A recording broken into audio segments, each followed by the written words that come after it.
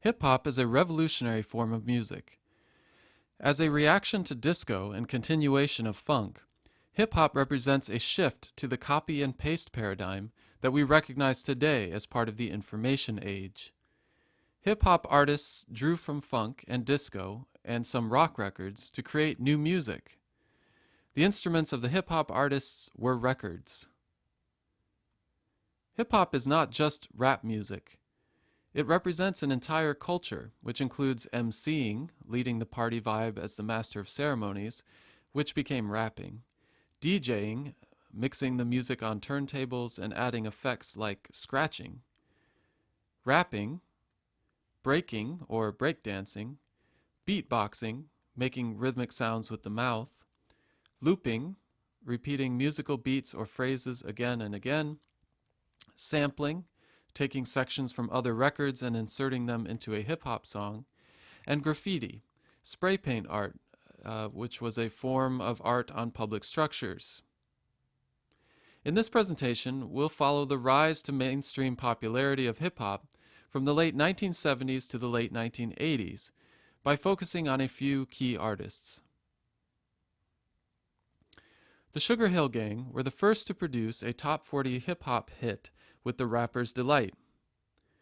Though rap style has changed a bit since these early days, one of the characteristics of hip-hop, macho bragging, was there in the beginning. Notice how the lyrics depict a fantasy of male dominance, of fancy cars, women, and expensive things, all symbols of wealth and power, especially prized in the poor neighborhoods of New York. Grandmaster Flash and the Furious Five made a huge impact on hip-hop with the adventures of Grandmaster Flash on the Wheels of Steel. Pay attention to the samples used. You should recognize several of them. Many of the most creative DJing techniques are on display.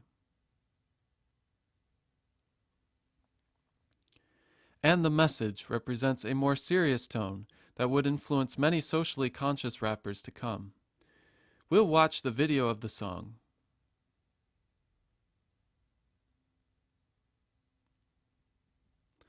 Afrika Bambaataa was a huge force in early hip-hop.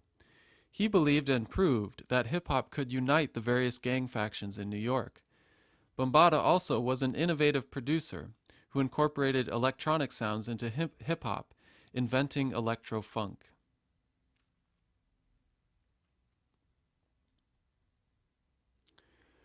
Run DMC ushered in a new school of hip-hop.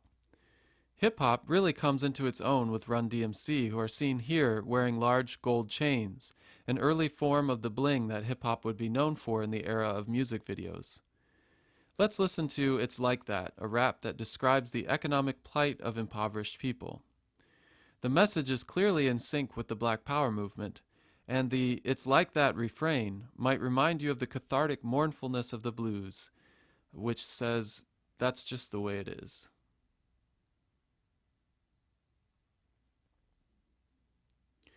Acknowledging the fact of what it's like on the streets may seem like an expression of despair, but as we've seen in African American music throughout this semester, the music actually has an empowering feel to it, a toughness and even lightness that is not defeated by the heavy realities of economic inequality in America.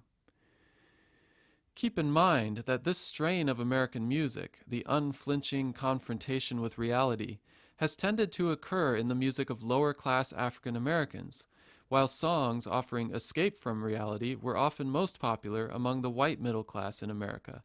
Tin Pan Alley, swing music, highly commercialized rock and roll, arguably acid rock of the hippie generation as well. The popularity of punk and hip-hop among middle-class white kids is an interesting phenomenon that may suggest a change or may be just a reincarnation of the same cultural dynamics we've already seen throughout the semester.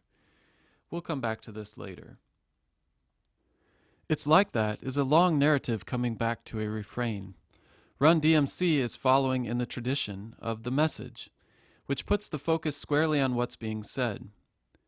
In 1986, hip-hop is welcomed as a more radio-friendly form, complete with instrumental hooks, and a verse-chorus form.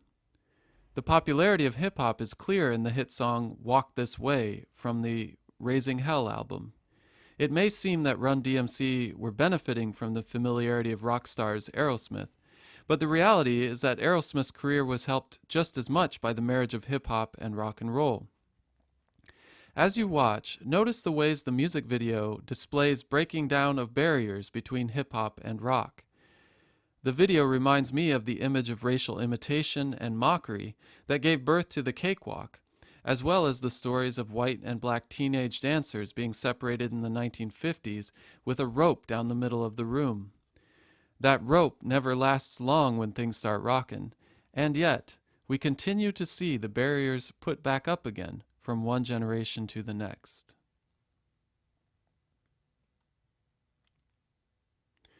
The other big album of 1986 was the Beastie Boys' License to Ill. The Beastie Boys might be considered the Elvis Presley of hip-hop in the sense that Elvis made black music really popular among mainstream audiences. The Beastie Boys also played this role in hip-hop. Though their initial persona was meant to be comical, they recognized the silliness of themselves, white kids putting on the styles and swagger of African American hip-hop. But mainstream audiences loved the combination of rock and roll and hip-hop that the Beasties offered. The producer who played a big role in the sound of both of these albums was Rick Rubin. Here's Rubin as a young man on the left, and the guru producer on the right as he appears in more recent times. Rubin is a founding member of Def Jam Records. His love of rock and roll led him to incorporate more rock samples into hip-hop albums he was producing. He also recognized the power of the pop song, the simplicity of hooks and verses and choruses that communicate effectively to the radio listener. Hip-hop would be forever changed by Rick Rubin. In this brief clip about the Beastie Boys, you'll see Rick Rubin talking about his impressions of the group. I chose this clip because it best shows the way the Beastie Boys embodied the same cycle we've seen again and again. The Beastie Boys represented the rebellion of youth, racial integration, but also the pattern of white musicians being the key to mass popularity for music that began in the black community. Perhaps the parody of black hip-hop performed by the Beastie Boys is just another situation like the cakewalk was at the end of the 19th century.